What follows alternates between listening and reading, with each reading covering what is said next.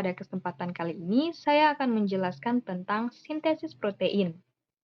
Sebelum itu kita harus mengetahui dulu apa itu sintesis protein.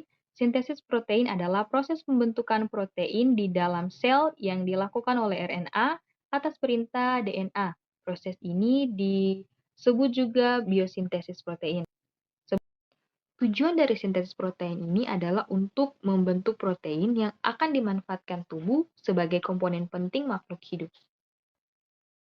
Tahapan sintesis protein ini dibagi menjadi dua tahap. Yang pertama, tahap transkripsi, dan yang kedua, tahap translasi. Pada kesempatan kali ini, saya hanya akan menjelaskan tentang sintesis protein translasi. Sintesis protein translasi merupakan proses sintesis yang terjadi setelah proses sintesis transkripsi. Pada proses ini, RNA yang berada di nukleus akan berpindah ke sitoplasma, di mana ini merupakan tempat ditemukannya ribosom. Pada proses ini, mRNA berperan sebagai cetakan untuk pembentukan atau pembuatan protein, sedangkan mRNA sendiri mengandung 3 jenis basa nitrogen yang disebut dengan kodon. Jadi, bisa kita simpulkan bahwa translasi merupakan proses penerjemahan dari mRNA menjadi protein. Pada sintesis protein translasi ini, hal penting yang harus kita tahu adalah aturan memasangkan basa nitrogen, di mana A pada mRNA dipasangkan dengan U pada tRNA, U pada mRNA dipasangkan dengan A pada tRNA, G pada mRNA dipasangkan dengan C pada tRNA, dan C pada mRNA dipasangkan dengan G pada tRNA. Dalam sintesis protein translasi ini ada 3 tahapan translasi, yaitu yang pertama inisiasi, yang kedua elongasi, dan yang ketiga terminasi.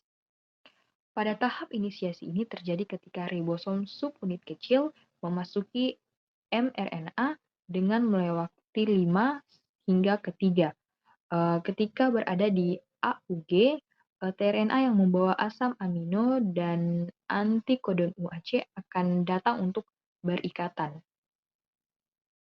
Selanjutnya tRNA yang tadi membawa asam amino dan antikodon UAC akan memasuki mRNA dan berikatan dengan mRNA.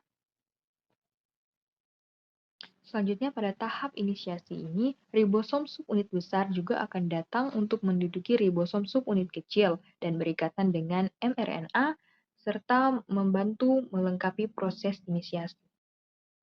Selanjutnya, ribosom subunit besar memiliki 3 daerah utama yang disebut dengan situs A, situs B, dan situs E. Saat terjadi proses elongasi, asam amino yang lain akan dibawa pada rantai mRNA oleh RNA transfer dengan membawa antikodon. Sebelum itu, untuk kita mengetahui asam amino apa yang mengkode kodon atau asam amino apa yang berikatan dengan mRNA, kita dapat melihat menggunakan tabel triple kodon.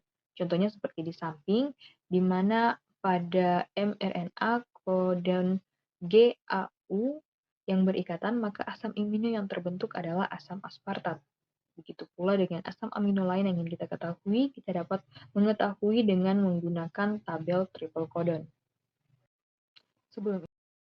Selanjutnya, asam amino yang baru akan menduduki daerah A, lalu ikatan peptida akan terbentuk di antara kedua asam amino pada daerah P. Saat itu, ribosom akan berpindah ke triplet codon yang lain yang ada di mRNA, sehingga tRNA yang sudah melepaskan asam aminonya akan berada di daerah E dan bersiap untuk keluar. Kemudian di daerah A bersiap untuk menerima tRNA yang baru. Siklus ini akan terjadi secara berulang sampai pada tahap terminasi. Selanjutnya, tahap terminasi. Tahap terminasi ini terjadi ketika salah satu dari 3 stop kodon berada di daerah A. Kodon ini dikenal oleh protein yang dikenal juga sebagai releasing factor. Releasing factor memiliki daerah A secara otomatis. Di sini, polipeptida akan terbentuk dari ribosom dan ribosom akan berpisah untuk melakukan translasi baru.